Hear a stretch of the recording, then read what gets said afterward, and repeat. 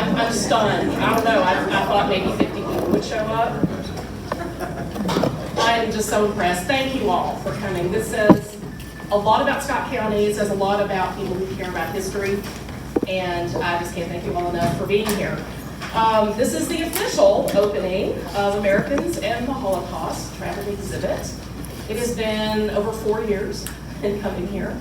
We started working on this August of 2019, and we didn't think we could get it. I mean, it was just like, no way. They're picking 50 libraries out of the entire country. This is all from the United States Holocaust Memorial Museum, along with the American Library Association. And they're, like I said, picking 50 libraries out of the whole country. Like, they're not gonna pick us. We're small, it's a rural community, we don't have a large Jewish population, no way. So we were amazed when we were actually chosen, and we celebrated ecstatically, and then realized we had to do it. So we were supposed to actually have this in the spring of 2021. Y'all know what's happening in 2021. We were still gonna go. We were still game. We actually had digital content. We were like, we're doing it all online. We'll Zoom all the programs. And people who were smarter than us said, no, we just need to stop.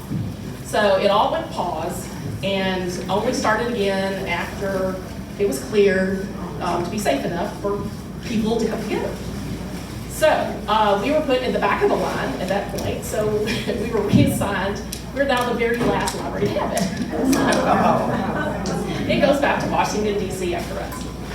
But tonight is also a special night because 85 years ago today, in 1938, was Kristallnacht.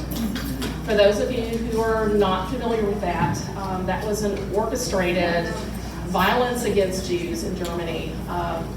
Synagogues were burned, shops owned by Jews were looted, homes were ambushed.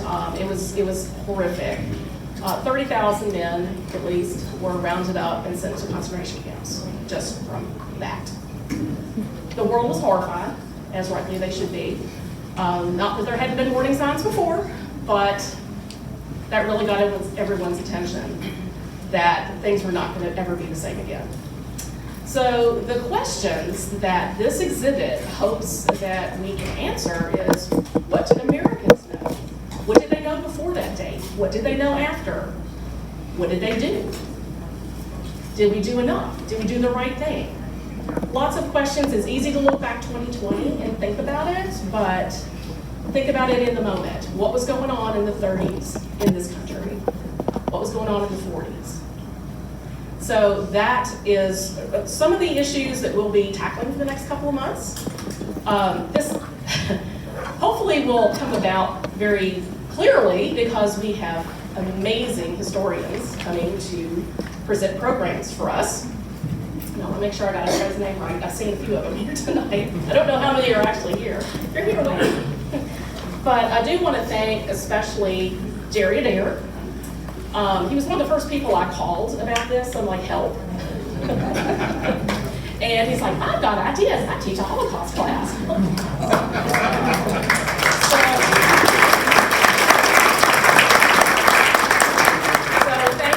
thank you. Actually, the film series that we are presenting, that's his brainchild. And it's part of his Holocaust class, isn't it? Actually, they're actually coming to that. And he's actually presenting a history of genocide on Monday.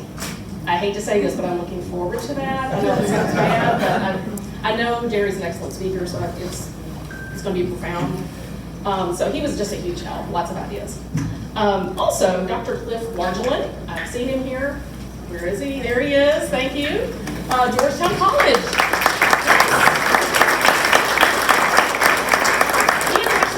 Sunday at 2 o'clock for a presentation on anti-Semitism in Europe and the United States, which will be really timely. It is always timely, unfortunately, but I think that's a really good basis to set this whole thing on. Dr. Karen Petrone isn't here tonight. She's from the University of Kentucky, but she was a great resource in connecting me with people and making sure that I talked to everyone in the Jewish community that I needed to, and just kept coming up with ideas and names and emails, and so I've just spammed all kinds of people. Thank you, Karen, but she really put together a lot of this programming, I have to say. Dr. Tracy Campbell from UK. I don't know if he's here or not. Nope. Well, Dr. Tracy Campbell is a guru, basically, in American history, and he's going to be presenting in December on what life was like in the United States in the 30s and 40s. So he can really talk to a lot of the points that are a part of this exhibit. Dr. Jeremy Popkin from UK was here last week, presenting a fascinating book about his family and their experiences here, especially his grandmother, who was actually a famous novelist in the 20s and 30s. We actually have at least one of her books here. It's still in print. So I was like very impressed. And Dr. Ken Slepian, are you here? Dr. Ken. He's from Transylvania University. He's the other half of Karen Petrone. And he's actually going to be presenting on the Jewish resistance and the Eastern European experiences during the war. So that's kind of an area that is not as familiar to a lot of people. And finally, Dr. Jacqueline Hamilton from Eastern Kentucky University is also presenting in December a program called From Barbed Wire to Bluegrass, and it is especially discussing refugees in Kentucky. She talks about 3 of them. They have all sadly passed on, but she gives their story. It's based on their interviews, their oral history interviews. So that, and I've read one of them, it's just powerful. It's amazing. So also, I want to thank especially the Freedmans who are here tonight. If you have had some of the orange cake, hopefully you got a little taste of it. Okay, and the story behind it, which is so incredibly moving. Well, Craig Friedman is the master who made that and brought it with us tonight. Thank you so much for bringing another survivor.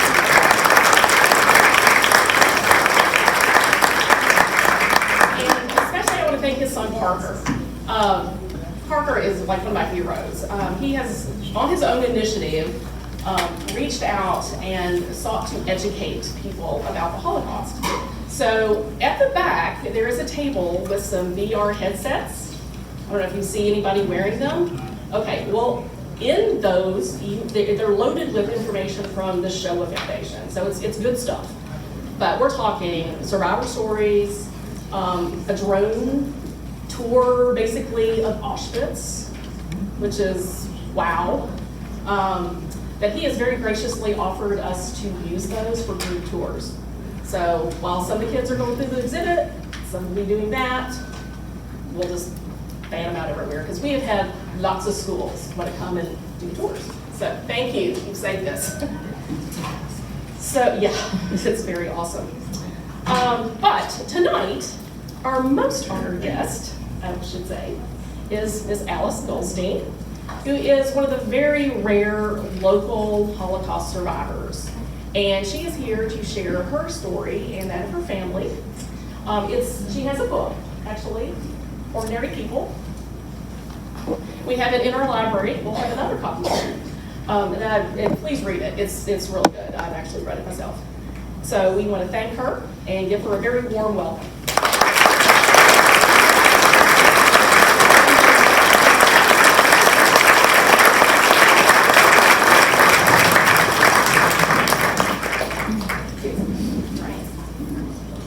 If she was listed in there.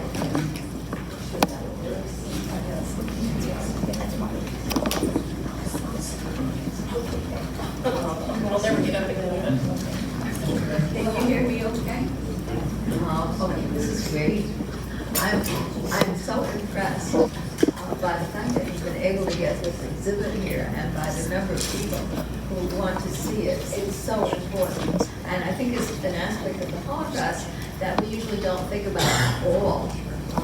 Somehow it happened over there, and we got involved because of the war and focused on the war. And I really don't think about the many ways in which there was kind of a feedback. And the Nazis actually got some of their ideas from what was going on in the United States. So it's a complex relationship.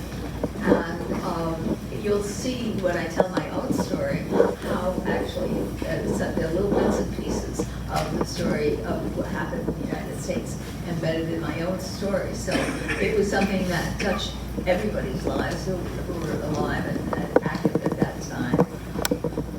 I think most of you, when you think about, I'm sorry, I have to turn right Yeah, we can now, so maybe we should switch it a little bit.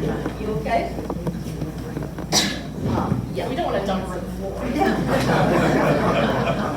Okay, I did skate. I'm good. You just don't know. Yeah, okay. We hope it works. So you want me to be closer to the microphone? Yeah. Is this better? Perfect. Okay. I'll try. I know. I just keep feeling it above my nose on it. I think most of you, when you think about the Holocaust, you really think about the concentration camps. Yeah. And, you know, that's the image. And it's very understandable. It's a horror that we had not faced before this time. And it was so extreme that it's a natural focus. But when I think about what has happened, what happened at that time, it seems to me that some of the more important things that were going on actually occurred before the camps were even built, before they even thought about it. And because it was the build-up to the camps, it was what made the camps possible that we really need to understand. Because if we're going to go out and say this will never happen again, we won't do it. And we've been very unsuccessful in that mission. As you'll hear later on this month, there are lots of genocides, and we have not been able to stop them. But if we are at all interested in stopping the progress of this kind of action, then I think we have to understand what's behind it and how it could happen. And so one of the things I think about is all of the factors in Germany in the 1920s and 30s that made them willing to go along with Hitler's policies. Not only willing, but very enthusiastically in many cases. And there were many factors. Let me just mention a couple of them.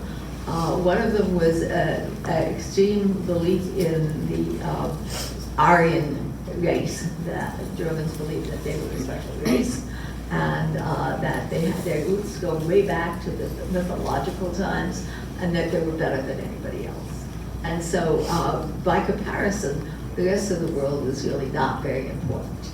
And they have a very long history of anti-Semitism that goes back to the Middle Ages, to the early church, and the fact that the preachers every year would let their congregations know that the Jews were Christ killers.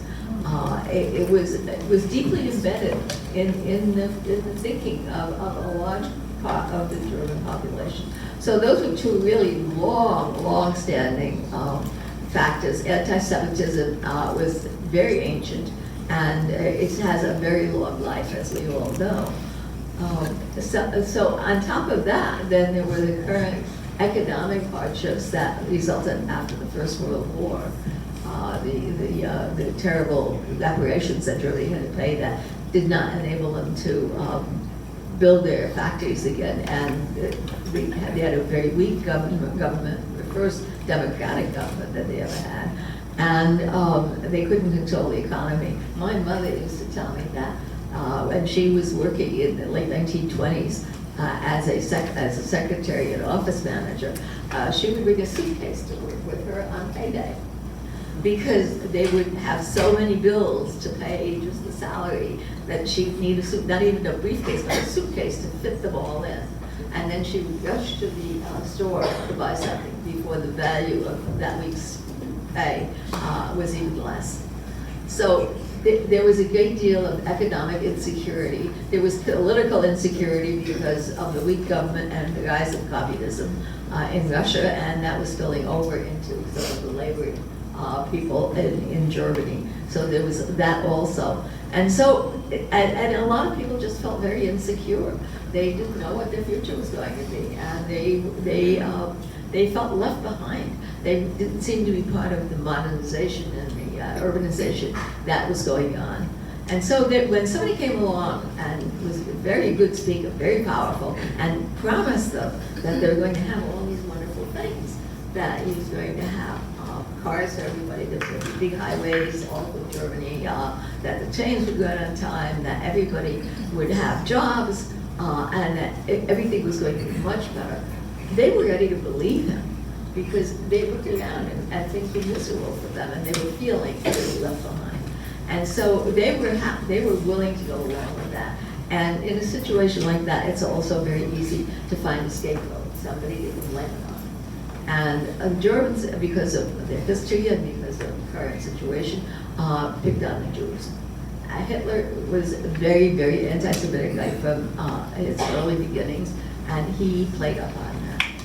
So he played on it in a very astute way. He didn't just go in and suddenly say pass all the laws that isolated the Jews. He did it slowly and gradually, and that's exactly how genocides begin.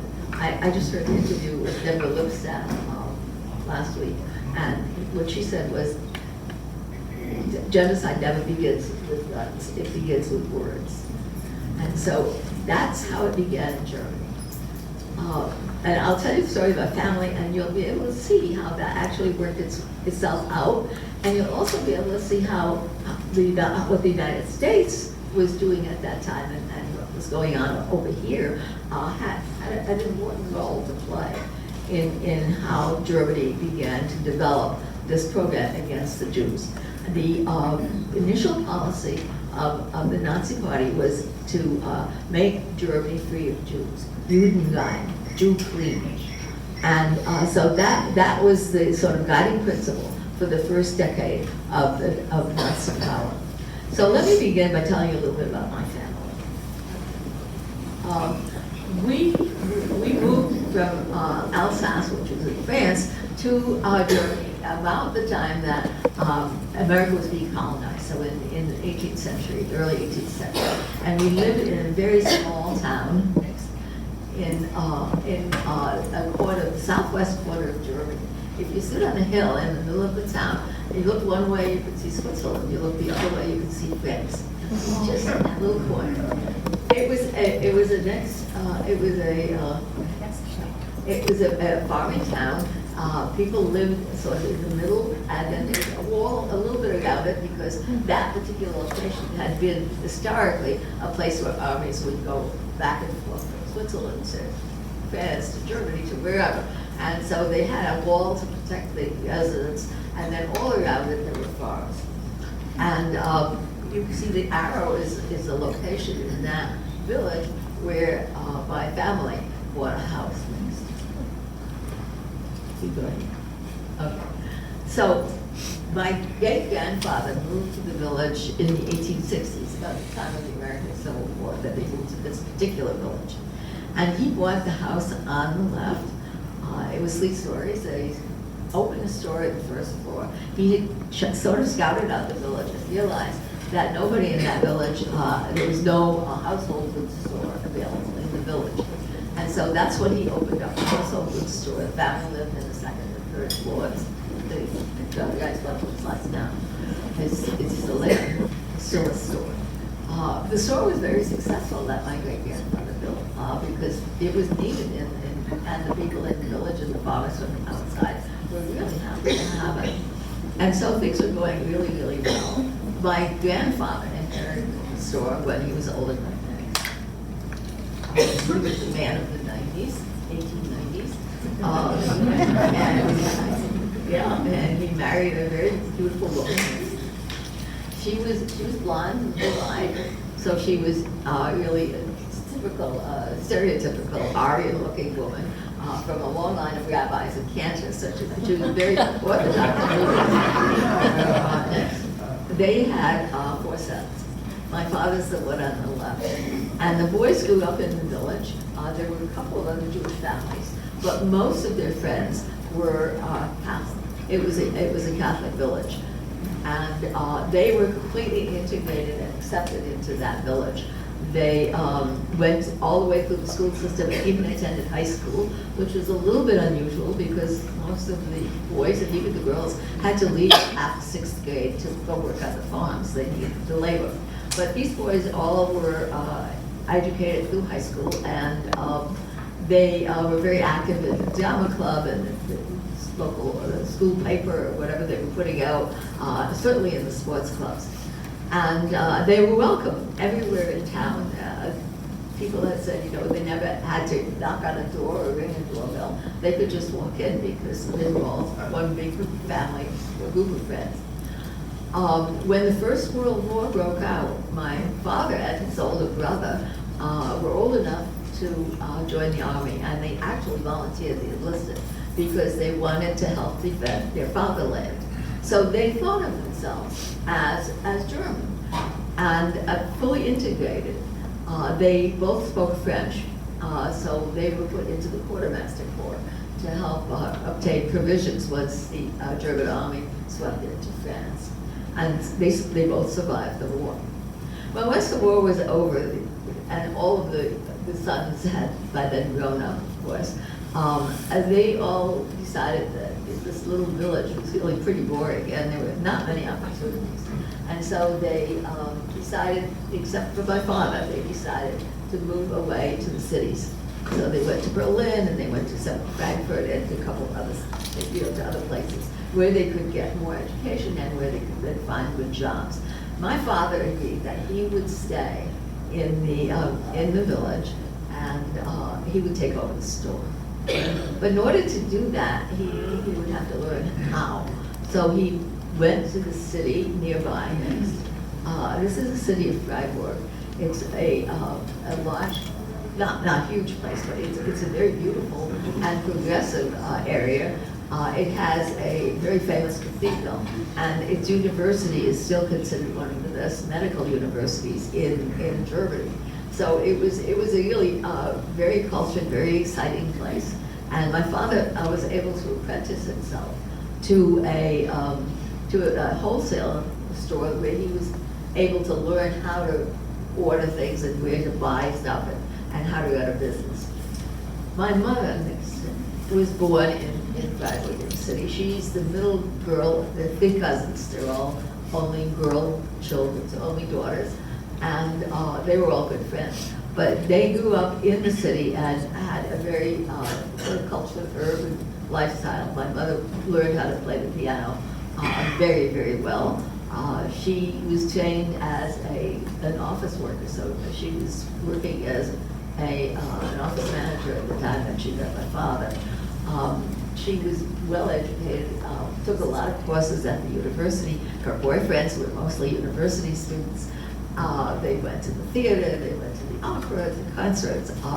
They had a very rich life in the city.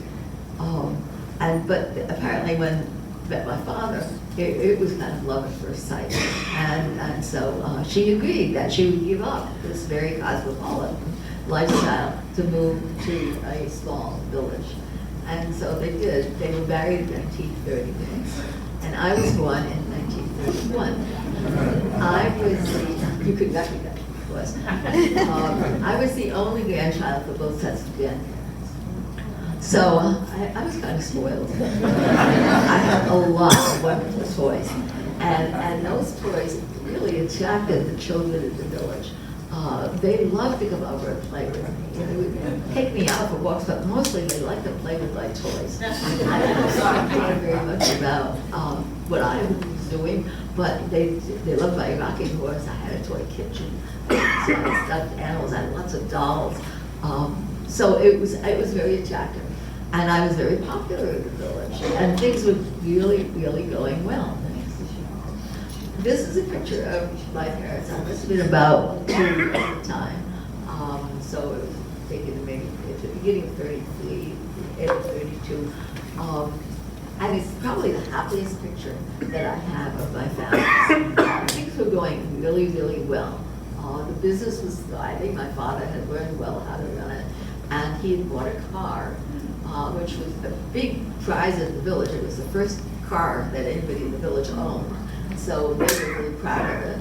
And he took it to go into the countryside and sell his wares to the farmers who were living outside of town, which was very appreciated and made him a friend of a great many people, not just concentrated in the small village, but also all around the countryside. He was a very well-known figure. And things were just going along beautifully. I was next. You like this a few times. Keep going. I was often very active in Mardi Gras, got dressed up and was out in the streets and out about just as any normal kid would. And then in 1933, Hitler came to power next, and everything changed.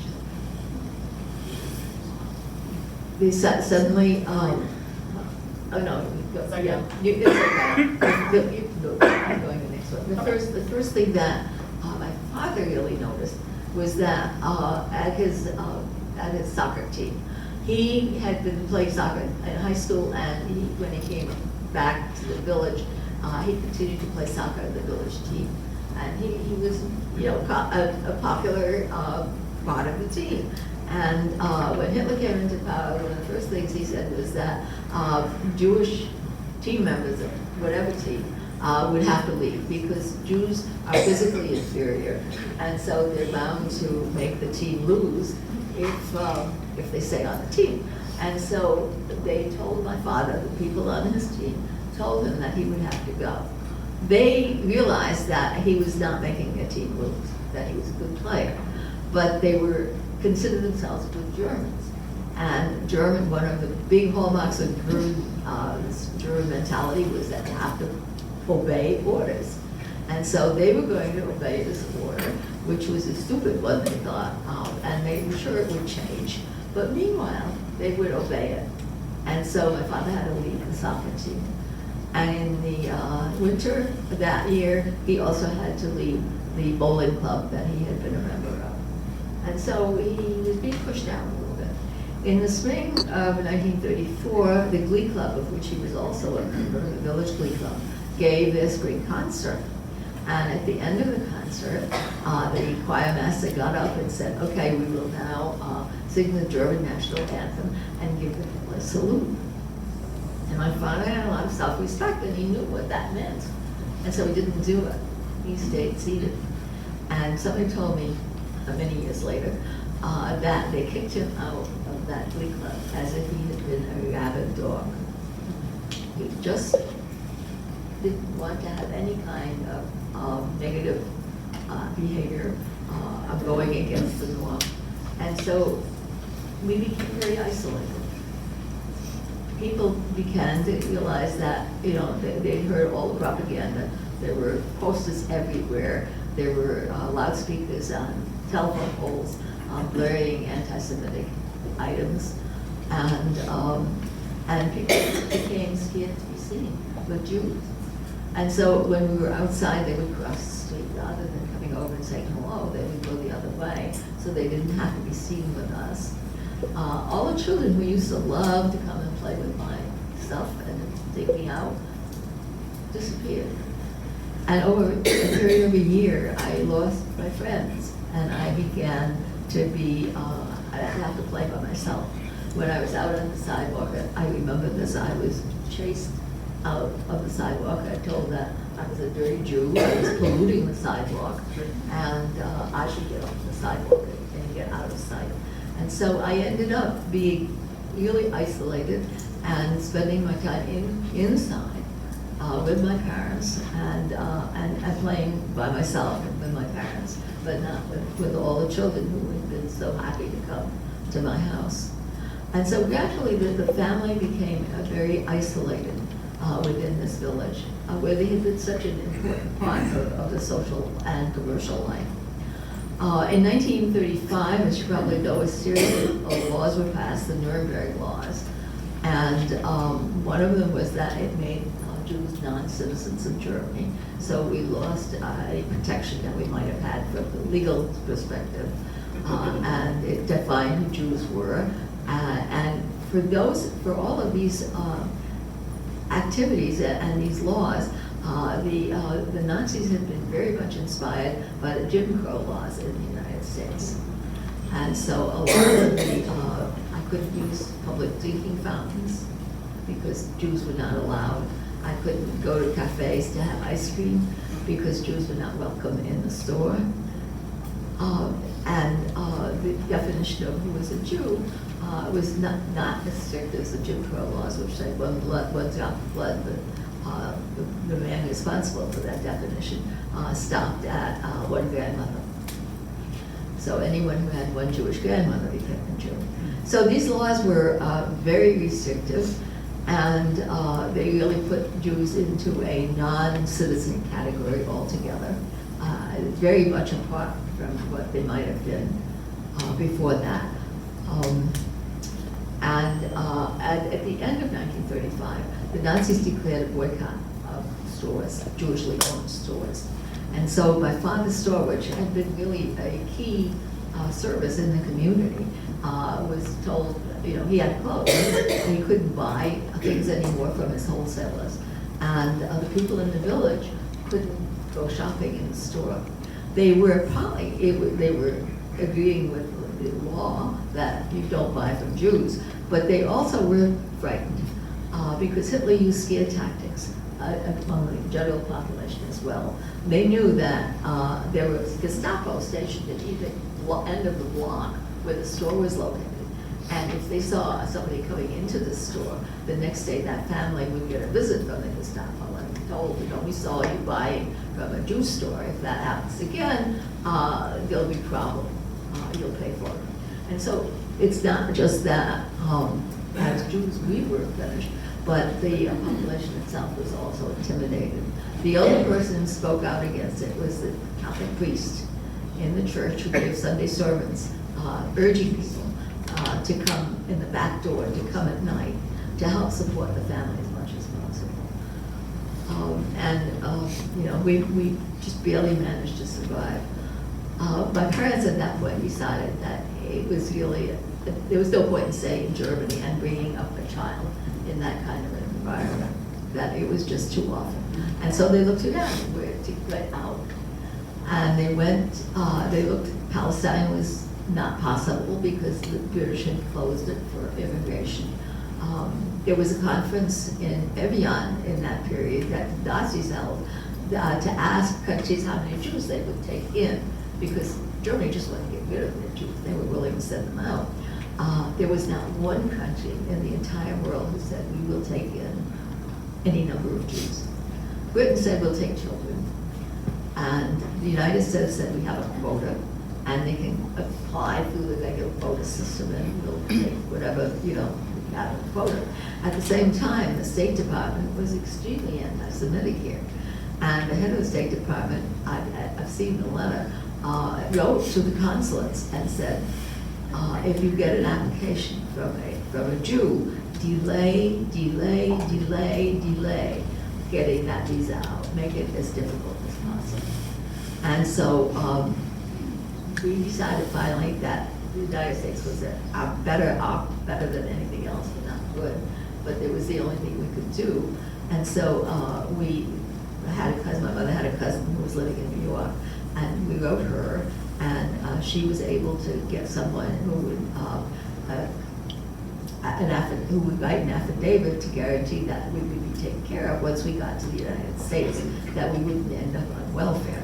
And so we got all of the papers together during the period of 1936, and finally sent them into the consulate, and never got any acknowledgement from the consulate that they had gotten them. So my father started calling, and finally someone said, we've looked, we don't have your papers, we must have lost them. You'll just have to do it again. And so we had to start all over again, getting all of the documents by C-mail, so it wasn't fast, there were no computers, there was no Xeroxing, everything got carbon copies back and forth, 6 weeks between each round. And finally we got another set of papers, and we sent them back in, and this time they said, okay,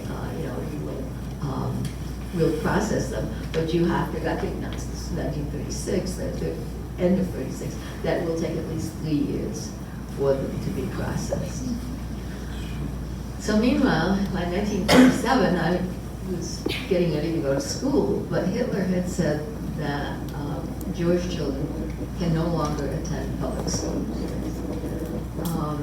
So if there's only one Jewish child in the classroom, that child could sit at the back of the room and simply not participate in any way in any of the activities that were going on. So wouldn't take tests, wouldn't get graded on papers, wouldn't be able to raise a hand and to answer questions, wouldn't be able to go out to the playground to play with the other children. And my parents really didn't want me to have that kind of an experience. They thought it was horrible. It would have been bad. It would have been possible in my school. I was the only Jewish child in the village. But so they kept me home. But in 1938, they finally said, okay, I've got to get an education. And by that time, there had been schools established in the cities, including the one where my mother was living before she got married, where it was for only Jewish children. And so the school in Freiburg, where my grandparents were living, was embedded in this public school. This is still a very active high school, or actually it's a school that goes all the way through high school in Freiburg.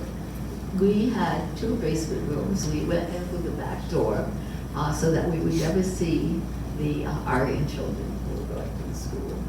And we would go in the morning, and my grandmother would take me, drop me off, be there at the end of the day when it was time to go home. We were allowed to use the playground only when there were no other Aryan children outside playing. And so I went to school there, and I lived with my grandparents while I was going to school, and that was pretty good. But I was living in Freiburg, in the city, 85 years ago today, when Kristallnacht occurred. And so I didn't actually see what was happening in my own village, but I did hear about it. All I knew was that my grandfather in the city suddenly disappeared. In my village, the school children had been mobilized that day and given flags and told to go out to the streets, very orderly of course, and sing nationalistic songs and sing anti-Semitic songs.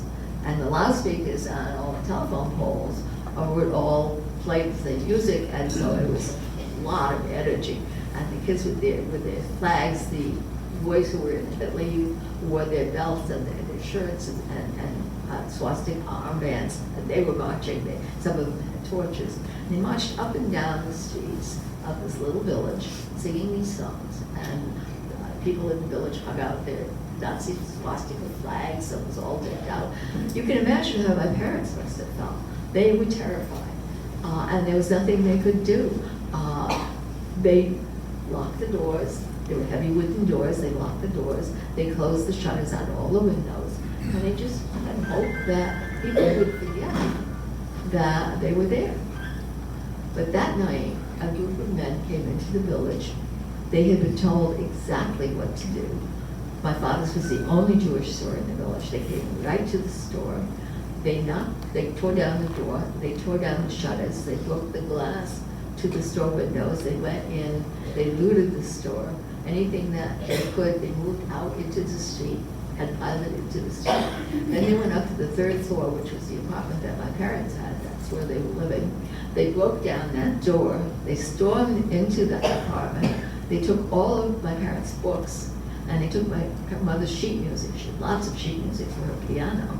And they took all of that and they threw it out the window. My mother never played the piano after that night. They put all the stuff that they'd thrown out the window into a big heap, and they set it on fire, and they kept it going all night. The next morning, and that day they burned all the synagogues over 500 synagogues were burned. This was a synagogue that I used to go to when I was a child in visiting my grandparents. The village obviously didn't have one; it was only us.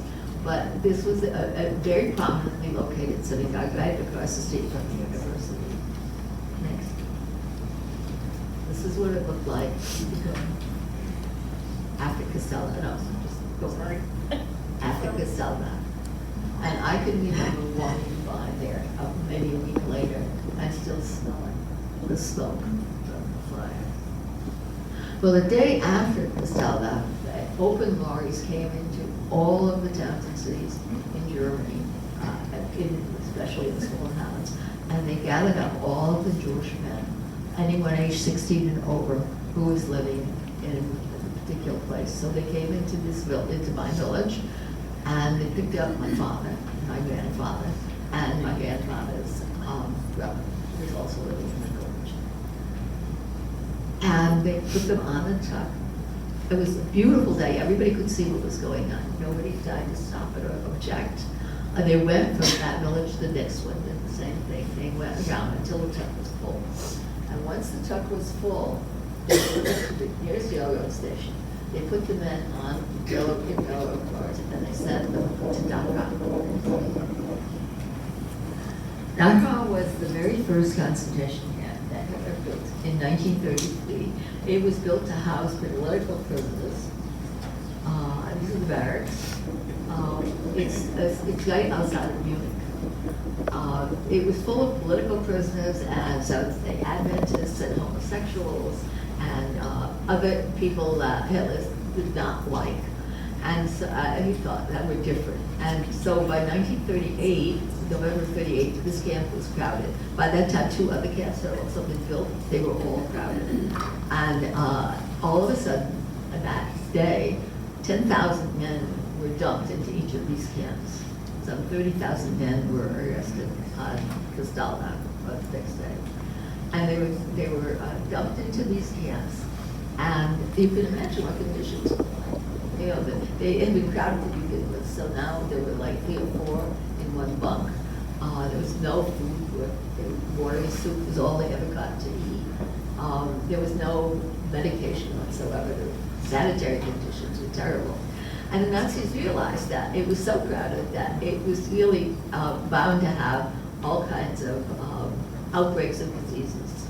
And they were afraid that if it got too bad, that the guards themselves would get sick. And so they said, okay, we're going to have to kind of de-escalate this and thin it out a little bit. So the first thing they said was that anybody over 60 could go home, and that included both of my grandfathers. And so after just a very few days, they came home, and they were told, they made to swear that they would never talk about what they saw in Dachau.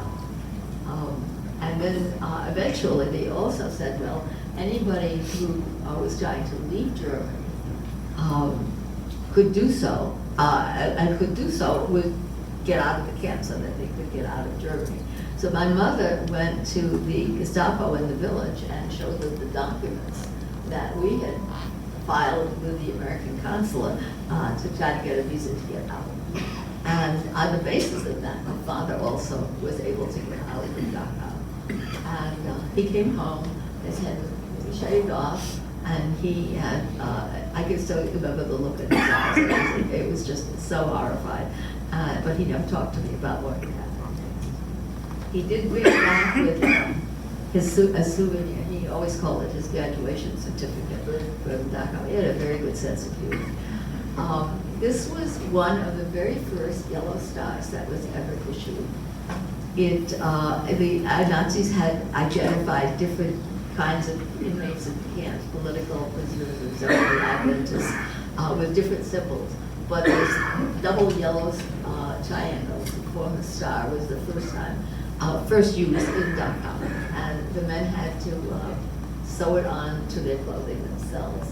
And they were expected to wear it. After my father got out, did not have to wear it. It wasn't until 1941 that it became obligatory for Jews to wear the star. But he did have it with him, and I still have that star. But you can imagine that, having gone through this experience, how desperate they were to get out. And it was just a terrible situation because there was nothing you could do. And the Germans themselves had created an issue. They had said Jews were not citizens of Germany. And in order to get out, we had to have passports. And you can't get a passport if you're not a citizen. And so they were kind of stuck.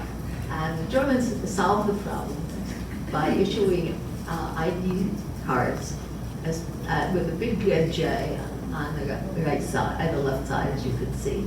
And on the right side, they had the picture of the individual and it was the signature. Now you can see under my father's signature, he wrote Siegfried Israel Dreyfus. His name was Siegfried Dreyfus, a very good German name.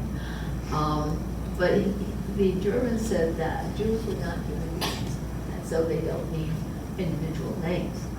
All the men should simply be called Israel, and all the women should simply be called Sarah. And so when they signed their names, they had to sign it with that as a middle name. And so my father's signature became Israel, Siegfried Israel Dreyfus. The photographer was told to use a kind of a three-quarter view of the head and to do that kind of backlighting. And the reason for that was because it made the nose look big. And all of German propaganda showed Jews with very big noses. So this is how they were going to prove that that was actually the case. This is my mother's. You see the Sarah underneath her name as part of her signature. And someone once said you really need an ID for the Jews because they had such a traumatized look on their face that you could easily tell it was a Jew. Next. This is mine. I remember that session because I had been brought up, as I guess almost everybody in this room has been brought up, that if you have a picture taken, you smile. Of course. And so I got up there and I smiled. And the photographer yelled at me. He said, "You're a dirty Jew, you have nothing to smile about, wipe it off your face." And so here, you don't care, I was an 8-year-old kid. And I had to wipe the smile off my face. And I remember that very distinctly. Well, with these cards, these ID cards, we at least had some hope that we would be able to get a passport. And sure enough, in May of 1939, we received a letter from the American consulate that our visa number had actually come up as part of the quota, and that we would be able to leave Germany if we could prove that we had tickets on a ship, a berth on a ship, and if we would send in our passports so that they could put a visa in the passport. So we were able to find a ship that was leaving Hamburg in August of 1939. And but we had an issue. We could not send them the passport because the Germans had said, well, we won't issue the passport unless we see the American visa. So, and finally, the Americans relented after a great many phone calls. They relented and they said, okay, we will send you a temporary visa. You can use that to get your passport. Then you'll have to come in. And so that's what happened. We did get our passports. And with those passports, we got a letter saying that when you leave Germany, you will have this much fine to pay. It was a very large sum. By that time, all bank accounts had been frozen, so we had to apply to the government to take out money from our own bank account to pay their taxes. But they said, and then when you leave, you can take no valuables with you. If it's a married couple, each one can wear a gold wedding band. And if you're 16 or over, you can have a watch, but you can't take any other jewelry. Now, I had earrings on in that picture. When I had my passport picture taken, those earrings were not in there anymore. I had to take them out because I knew I couldn't leave with them. And they also said that you could take, in terms of cash, you can take the equivalent of $5 per person. And so we used our passports. I went to the consulate and got the visa stamped in it. And on August 15th, 1939, we traveled to Hamburg and got on board the USS Army. That was one of the American line ships. And we sailed to New York. We zigzagged across the Atlantic because they were afraid of submarines. And we got to New York on August 28th, so it was a long trip. The Second World War began on September 1st. Our ship was the last passenger liner to leave Germany on schedule. So I have been, incredibly lucky that I was on that ship, and eternally grateful to my parents for having the foresight and the stamina to go through with it. I think the story illustrates the kind of methods that the Nazis used, step by step, slowly, over a period of years, to demonize a whole group of their population. And it wasn't a big part of the population, it was less than 1% of the population. But to demonize them, to isolate them, and then to do whatever they wanted with them. It didn't take guns, it took words. And people went along with it because it was easier to go along than to do anything else. So I think there's a lot there that we can think about. It was also in a world that really didn't care and didn't want to know. You know, this is the anniversary of Kristallnacht. There was only one country in the entire world who withdrew their ambassador from Germany after that happened, and that was the United States. He insisted on that, and eventually they opened up the embassy again. But nobody else cared enough to do it, so he could just do what he wanted. So there are a lot of lessons that we can learn from this.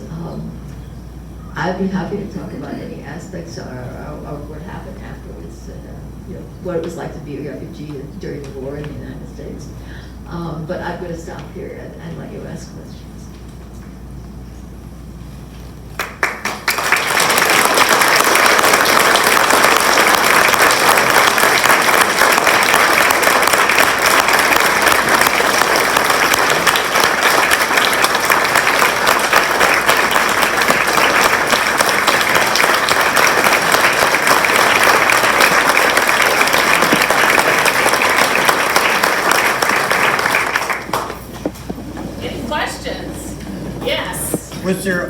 Was there a point when you were really afraid for your life? Well, I think certainly by Kristallnacht, we were very much afraid. Yes. Yeah, because there are many people who didn't come back. Yeah. So that was certainly a point where we were. I think I repressed some of that. Mm-hmm.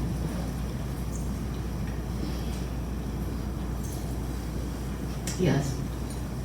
Sorry to ask, but what kind of bravery did it take to talk about this story again? And that's an interesting question. I don't know if people heard it. What kind of bravery is, I think, the word you used? Bravery. Did it take to tell a story? I didn't tell a story for years. I didn't even want to think about it for years. And it wasn't until the 1960s when the Eichmann trial was held in Jerusalem that people generally started talking about it. But up until then, we didn't. And the thing that really sparked me was, I don't know if you know, Steven Spielberg has a project called the Shoah Foundation, where he tried to interview as many survivors as possible. And I was one of the early ones to be interviewed for that project. And when I got done with the interview, the woman who interviewed me said, okay, so now you have the outline for how you can tell this story. Go do it. I really have Steven Spielberg in fact. Yes. Did you ever get to meet Adolf Hitler? Did I ever meet him? No. My parents would have. No, he came to the village a couple of times, but my parents would have made sure that I was deep inside of the house at that point. It was not something that you wanted to encourage in any way. Yes. What is going on in the United States today that concerns you?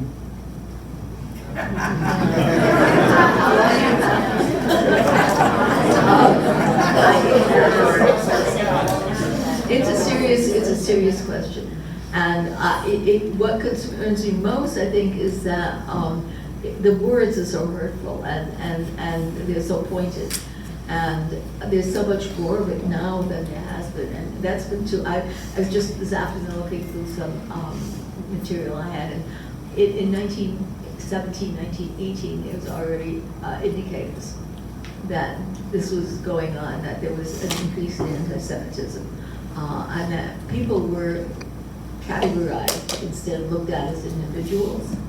And it's just gotten worse and worse, and it really worries me. Yes? Go What ahead. about your grandparents? Did they immigrate? No, did my grandparents emigrate? They did not. They felt they were too old. And the idea of beginning life in a different country with a different language was absolutely horrifying for them. They just didn't see how they could do it. And they, like many elderly German Jews, just didn't see how it could possibly get worse. And so they said, you know, we'll just have to stick it out. And in 1940, Hitler did one of his sort of test runs, as he had done with Kristallnacht, to see what world the reaction would be. He actually deported German Jewish citizens, people who had lived in Germany for many decades. He deported them, and he just picked a small area of Germany in the southwest quarter, which is exactly where we were living, deported them to France. And my grandparents were brought up in that deportation. My father's parents both died very quickly. The conditions were awful. They had no medication and starvation diets. And so one set of grandparents really died very fast. The others were somewhat stronger, and eventually we were able to supplement their food intake by sending them cash through Switzerland, through cousins who lived in Switzerland. And that helped them to buy enough food to just survive. And we started working on visas for them. And it was horrendous. We went through the American Friends Service Organization, we went through the Red Cross, we went through a senator, we went through regular channels, and it was just impossible to get a commitment for a visa for them to come to the United States. And they were moved from one camp to another. Within France, my grandmother ended up in Marseille, which was sort of the last stage if you had any hope of getting out of Europe. Because by that time, France was occupied by the Germans, and the southern part of France was under French control. And so they were in Marseille. My grandmother was in Marseille. My grandfather was in a camp not far away. And finally, in November of 42, November of 1942, their visa came through. And the next day, the day after the visa was approved, the Allied forces landed in North Africa as the first move against the Nazis, and to use North Africa as a stepping point for the continent, and it would close the borders. And they were taken away from Marseille and put back into other camps. We're in the camps until 1944 in France. And in 1944, Hitler wanted to cover all his tracks. And so he had all the Jews who were left in the camps in France deported to Auschwitz. And then they were murdered in Auschwitz. Yes. One minute. There was a question here first. I was Sorry. going to ask you if you ever knew Mrs. Vacano. She was the famous singer for Hitler, but she was smuggling out the Jews. And she ended up coming to America and was a professor at IU University. Really, I did not know about that. I would love to hear her story. Has she written anything? I'm not sure. Okay. Okay, yes. How were you received in the community you came to the U.S.? Okay, how were we received here in the United States? Well, it was tough. My parents immediately had to look for work. My mother found a job scrubbing apartment steps, no elevators, 5 floors, but the steps needed cleaning, so she found a job doing that. My father couldn't find work. I was put immediately into school. It was, just before Labor Day, so when school started, my mother took me to local school in New York. And there was no such thing as English as a second language or any understanding even of what it was going through. And so my first memory of that school day, when I finally got to the first grade classroom, because that's what they told me, I didn't speak any English. I assume all of you, including young people and older ones, the first thing you do when you start your day is pledge allegiance. Is that right? It's the pledge allegiance. I pledge allegiance to the flag. Okay. So that's what we did, but I had been taught that the flag is a symbol of evil. And so I didn't get up to pledge allegiance to the flag. I mean, I knew what they were doing because I could see it. I didn't know the words. But, so I ended up in detention. I think I spent my first 2 weeks while I was in New York at that school in detention more than I did in the classroom. There was no understanding whatsoever. So it was tough. And my parents finally found a position in Vermont. And who knows, what is that? Vermont, never heard of it. But it was for a domestic couple where the woman would be the cook and the housekeeper and the husband would be the butler and the gardener and the chauffeur. And they were willing to have a child come along. And so we went to Vermont. It was a very difficult decision because it meant leaving a family behind in New York. At least we had a cousin and a few other people we knew. And going into some place we had no clue as to where this was located, what it was like. And from a psychological point of view from our parents, we would have been, comfortable middle class individuals with their own business and respected a community, to go to be servants, domestic servants, and to live in the house of people. It was a very difficult decision. But my parents wanted to be Americanized as fast as possible and as thoroughly as possible. And they decided that this is the way we're going to do it. Bennington. Yeah. Yes. How did you react when you first learned about the death camps like Auschwitz? Okay, how did we react about the death camps? We were horrified. We learned about them, I think, as early as probably 1942, 43, because they were often the subject of sermons when we went to religious services. And all we could do was, hope that we didn't know what had happened to my mother's parents, our grandparents. So all we could do was hope that they somehow had escaped those camps, that they were still in France, where it was relatively safe. And it wasn't until, well after the war was over when the news really got to be very common knowledge that we learned what really happened. But it was known in the United States as early as 1942, 43, what was going on. Yes. After you immigrated, did you ever get to see any of your family? Did I ever? Get to see any of your family that didn't immigrate with you?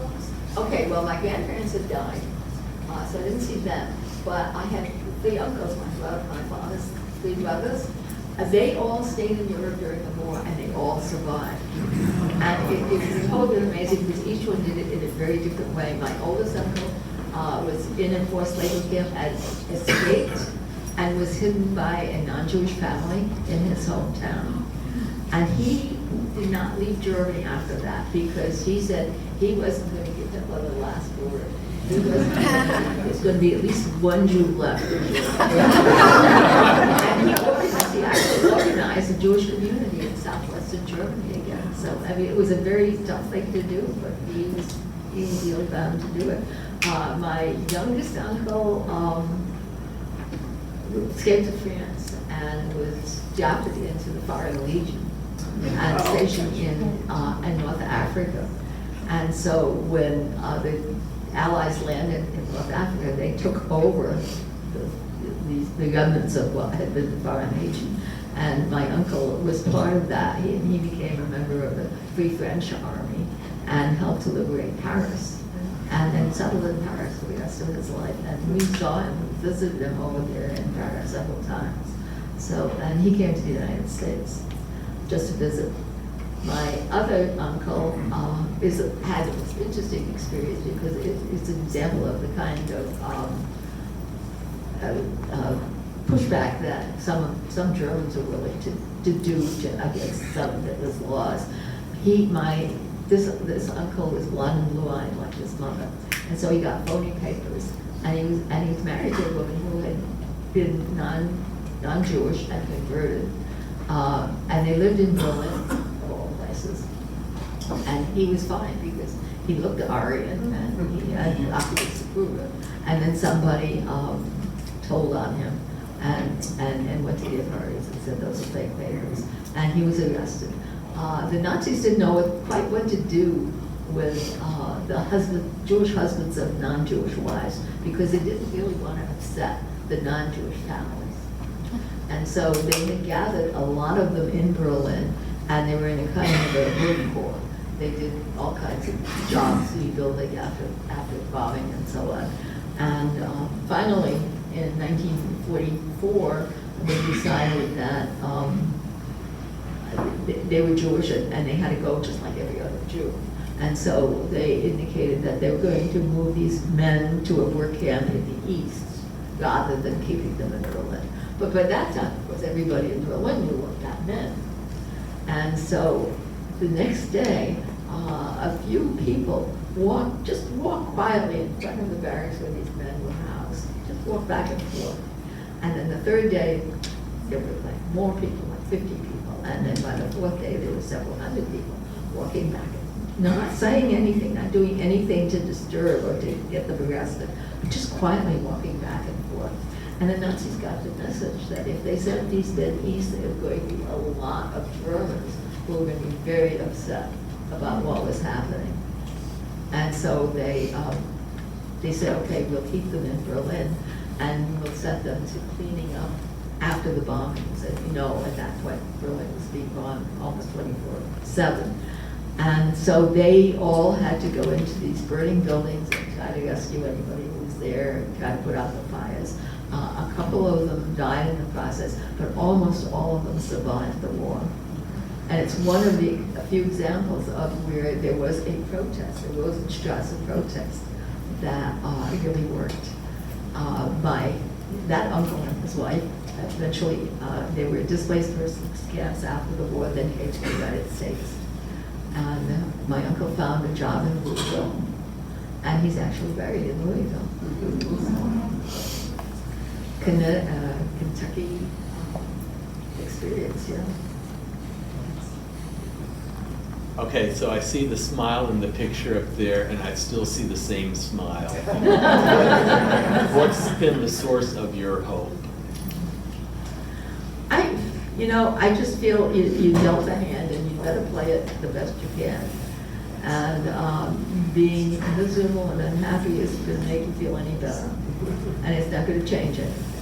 So you might just as well, look at the brighter side of things. My mother was like that too. She always said, in the long run, things will work out pretty well. So I think that is a great note to end on. Thank you.